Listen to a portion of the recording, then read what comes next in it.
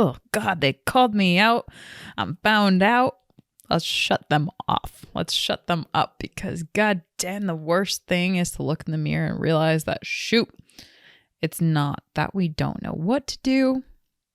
And what I found with most people is that thing that they don't want to do, it's because there's a need of theirs being met by not doing it, or by keeping up with what they're already doing. Hey everybody, it's Bianca. And this is Emilia. And welcome to another episode of Evolve Ventures, where we are making evolution possible for growth-minded humans like every single one of you through vulnerable lessons, stories, and technology. We hope you enjoyed the last episode, Motivation Monday. This is why you struggle feeling happy. We really dove into what gets in the way of that, what makes it so that we struggle finding happiness or maintaining happiness, and how to start working through that.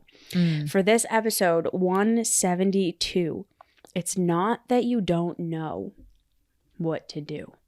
Ooh, with the dot.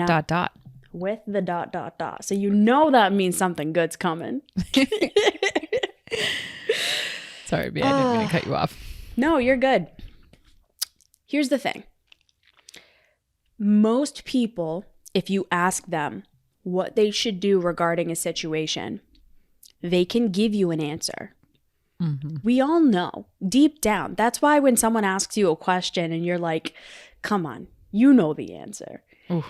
It's like they kind of have to sit for a second and they're like, you're right, I do know. It's in your gut. It's like, you know what to do.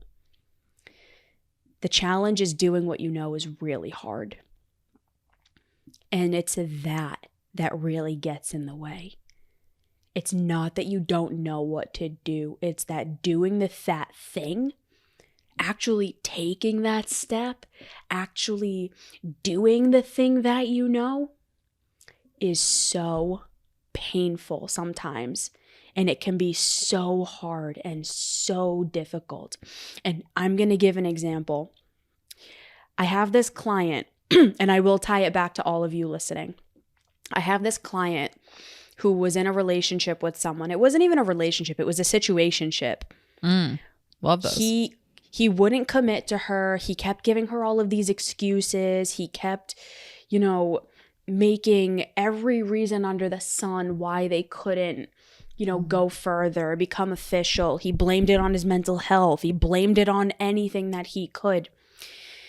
Come to find out, he was in a relationship and he's engaged, and she found out. And we were in a call the other day and she's like, I don't know what to do. I don't know what to do. I don't know what to do. And I was like, dude, you know what to do. You know exactly what to do. What should you realistically do? And she's like, I should leave. I should never talk to him again. And I said, right. But why aren't you? And it's that keeps people stuck. It's that thing that keeps people stuck in these situations. It's not that you don't know what to do. It's that doing that thing is really hard, and there's something keeping you from doing that. And what I found with most people is that thing that they don't want to do, it's because there's a need of theirs being met by not doing it, or by keeping up with what they're already doing. So like me in my last relationship, right? Actually, no, let me use a different example. I've had the same fitness goal for so long. How many of us have been there? It's like, I have a fitness goal. I want to look like this, or I want to be able to do this. And you start and you start and you start, and then you fall off and you can't maintain it. Why? It's because eating food is meeting your need. Not going to the gym is meeting a need. It is more comfortable. It's more pleasurable. Maybe all of your relationships are surrounded around food, and so you don't want to lose love by looking differently than those around you, or by not eating what everyone else is eating, or the discomfort of having to say no when the waiter comes when they put the bread on the table. the thing that you are doing, you're benefiting in some way from it. And it's really hard to recognize what that is and to stop doing it. Well, the secret's out, y'all. The How do we secret's feel? out. Let's check in. Secret's out. How do we feel? Oh, God, they called me out. I'm found out. Let's shut them off. Let's shut them up because, God damn, the worst thing is to look in the mirror and realize that, shoot, it's not that we don't know what to do. We've found resources. We have them clicks away. We have people that are really willing and able to help us get there. But it's that we're so much letting fear drive. And we're letting what's comfortable get in the way. And we're letting even what's worse, what's convenient, get in the way of our success, right? There's a digital asset, and I'll have this linked on the show notes that I use a lot with clients. And when it comes to situations where they're kind of at a crossroads and it's like, all right, we've been here before. What do we do here?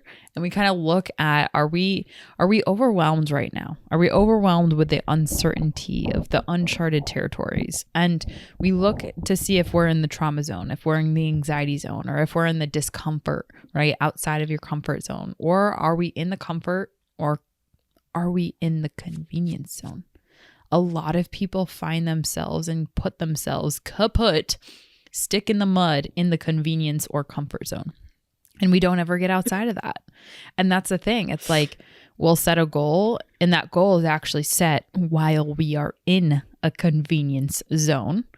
And so we wonder why, and we break the promises that we make to ourselves. We end up like hating ourselves, and certain parts get suppressed. And, it's like then we find ourselves fast forward years later, and it's like, why am I still here?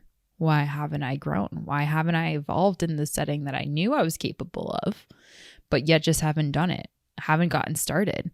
Or maybe I got started and I kept falling off. I allowed and tolerated that of myself. To your point, B, it's not that a lot of us don't know what to do. And it's not like we have an issue with access to resources. If that was the issue, it's the fear. It's that is getting in the way time and time again. And that is where my heart breaks the most. Seriously. So I think that, one of the things that I've found that has been helpful that I want to bring to this episode is just simply how much understanding where you are in terms of letting fear drive. Do you find yourself oftentimes letting fear drive you, or letting comfort? Fear is also seen in comfort driving, or in pleasure when you're seeking out pleasure, right? That's how typically fear is driving you. If you're oftentimes seeking out convenience, unless there's very logical and intentional mathematical calculations underneath why you're choosing convenience over discomfort, then you're likely also being driven by fear. And so if you tend to fall on that end of the spectrum, one of the biggest things is, number one, identify that. And it's kind of like AA. You have to admit that you have a problem in the first place. And I know that like I'm being playful with it, but like it's really true. You'd be surprised how much that admittance part can be such a huge step in the recovery of taking back control and shifting that sense of control back inwardly. And I'll give you an example. I had a coaching call with a client recently where they did a great job at kind of taking ownership of their fear and how much they've allowed to be in this kind of stagnant place in what we're trying to work towards.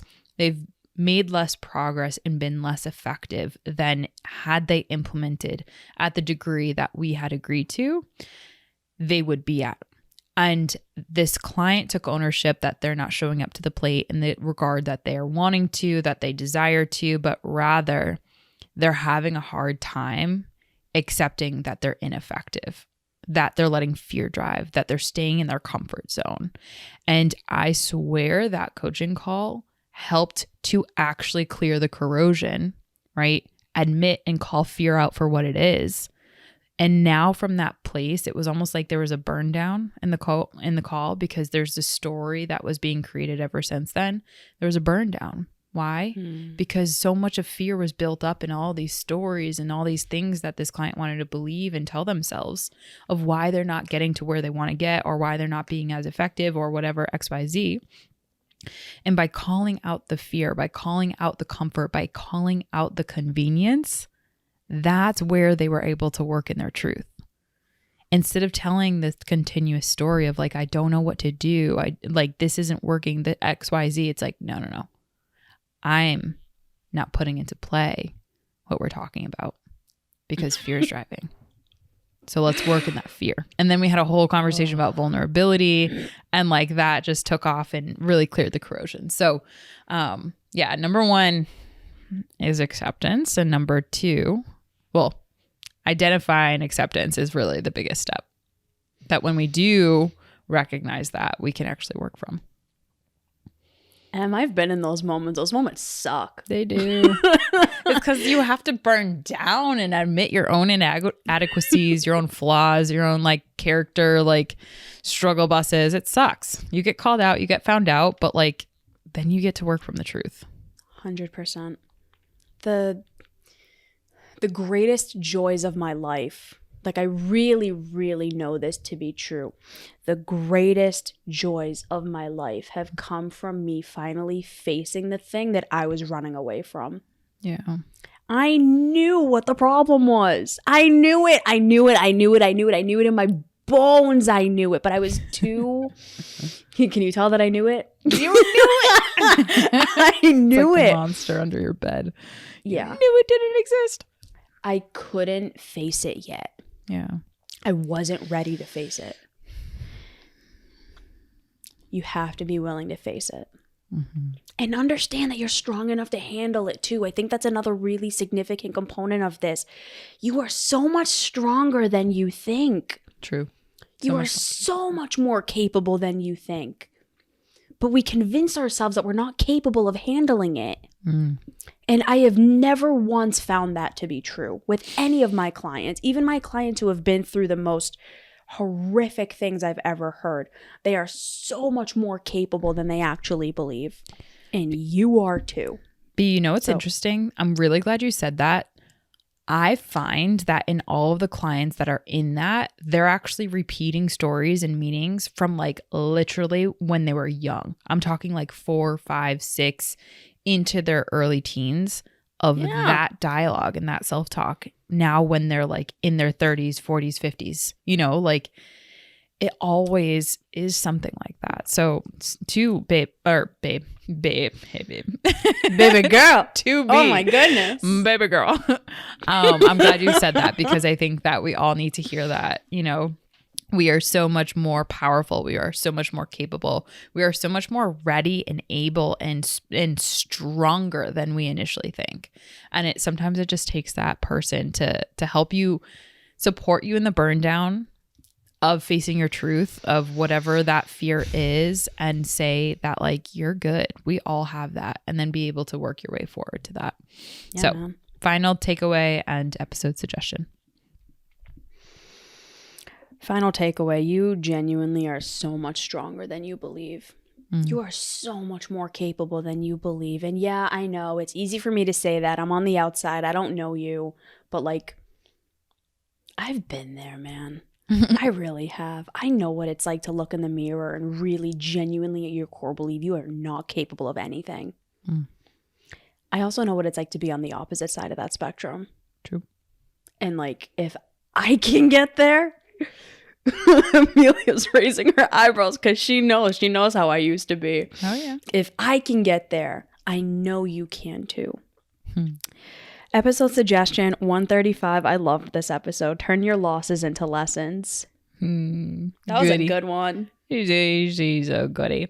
That was a goodie. So my final takeaway is whenever you feel as though you don't know what to do, number 1, write down all of your fears. Number 2, bust them. No. Number 2, write down what you could do. And that, my friend, when you get your fears outside of you and then you realize like, oh my God, really? You start to like look at your fears and you're like, do we really want to let that drive? No. All right, cool. And then if you really want to take it another step, this is the Evolve hardcore version. Write down what's left on the table if you let fear drive. What you won't get to. All right. So then my episode suggestion to continue this conversation for you is 147 Motivation Monday, the keys to getting what you want. Ooh. All right, y'all. Speaking of keys. Ooh, baby. I don't know. This doesn't really translate. But if you were watching this video, you can see, oh snap, I'm pointing at something. We are starting to release and, make public and available Evolve Ventures swag. Swag. So we swaggy swag. We have a bunch of stuff that we're going to be releasing. It's going to be coming within the next couple of weeks with the website, the new website being launched, with group coaching that's going to be coming down the pipeline. We have so many incredible things coming for all of you, and stay tuned for all of it. There's so many ways that you guys can get involved in the community, involved in what we're doing, have more growth if that's what you want. There's something for everybody. So be on the lookout for all of the incredible things that we have coming down the pipeline, and we will talk to you all soon. Bye, everybody.